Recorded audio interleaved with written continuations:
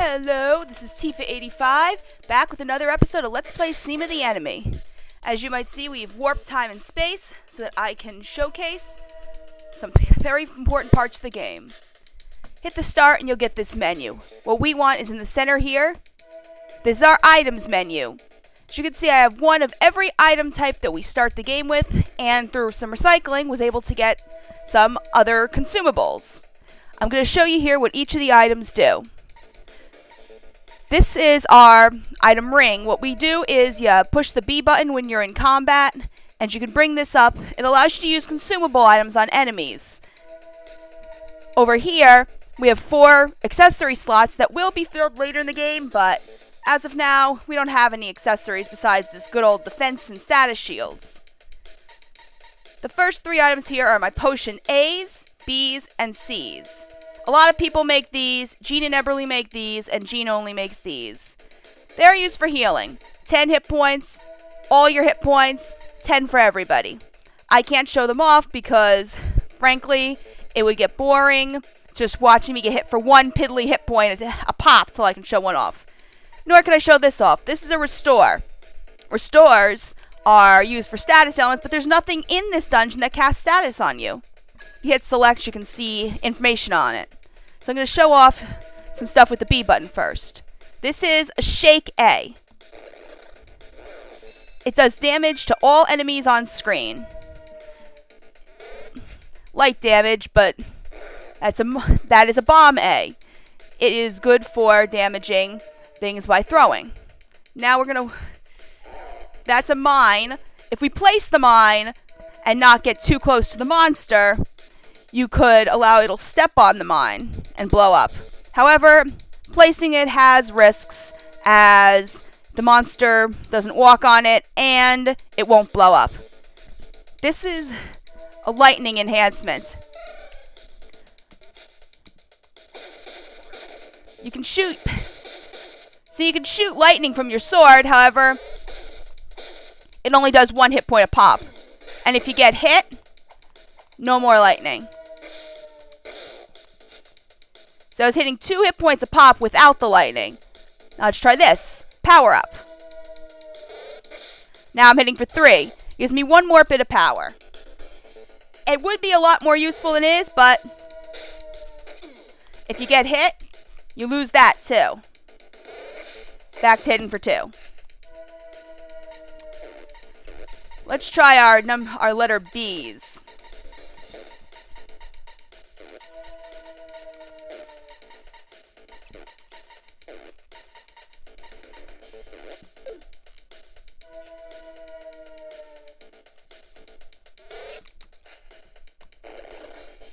Shake B is massive. I've seen it kill an enemy outright at its most powerful, but it's very expensive to make.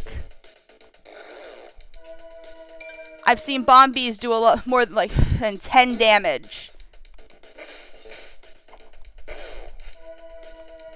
But again, expensive to make means any one of those things, they're not very economically friendly if you're trying to conserve. This is smoke. It blinds the enemy, giving you a chance to escape. Now for this next one, I need demonstration.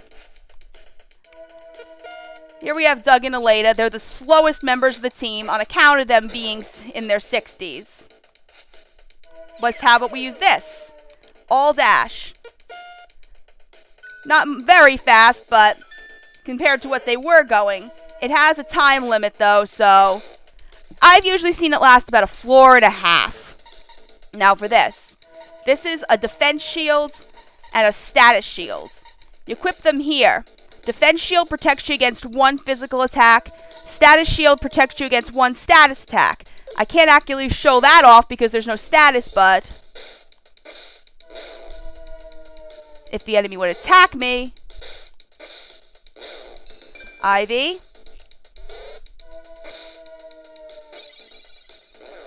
That sound was my defense shield breaking. I have 3 more items here, but I can't show them off. Speed shot. It increases the speed of your gun until you get hit, but it's only usable by IV and other distance attackers. Pigeons creates both a barrier around you and can hit the enemies too, but only Rick can use that, so I can't showcase those two items until I play as either Rick or a gunner. And this is a material. Upgrade armor or weapons. There are exactly 96 materials in this game, and by the end of it, I will find all of them. I have everything charted too. Now that we've finished with items, we go on to item creation. This little hammer icon. I don't have enough majesties to make anything, but you can see Art can make a potion A, a power up, a shake A, and a lightning. See, potion A is white, so that means Jean can make that, because it only takes one brown majesty, one blue majesty, one red majesty, and 2 white majesties. He makes them for the cheapest. Now, you might notice Vanros doesn't have that icon. It's because he doesn't trust me yet. These green hearts next to the characters' hit points mean they trust me, and I'll show you what that is in a moment. The red hearts mean they don't, and until their hearts become green, Doug and Vanros are not able to make items. Yeah, I had to recycle a bunch of stuff. This is what recycling is. You take the majesties out of the speed shot by putting it in the trash can, and you get one more of every majesty. It's good just to get rid of the stuff in your inventory, because there might be a bunch of clutter by the end, especially if you're like me and you never use your attack items. Now we have several other things. This is the status menu. As you can see, it shows you your attack, which is the fist, defense, which is the body, speed, which is the shoes, and weight, which is the weight. Men have a weight of 5, women a weight of 3, children a weight of 1. It all determines on who can put certain pressure plate switches down and how many people you need to use on them. The other two things on the top are weapon and armor, which allows you to show you how much you could fight with. Those are upgradable, and everyone's weapon and armor maxes at the same. It starts at the same as their attack and defense, so I think it's a correlation. Now let's look at Vanros over here. He's got negative 49 for trust. That's what that number is. Any number in the negatives is what gives you the red heart. Let's compare Shelly. Shelly has 22 trust. And that means she isn't positive, she is green, she can make items. Over here we have the party formation.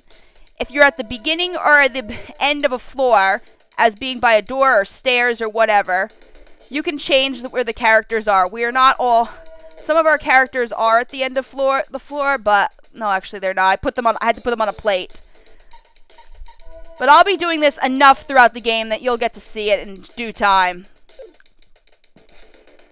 This is talk.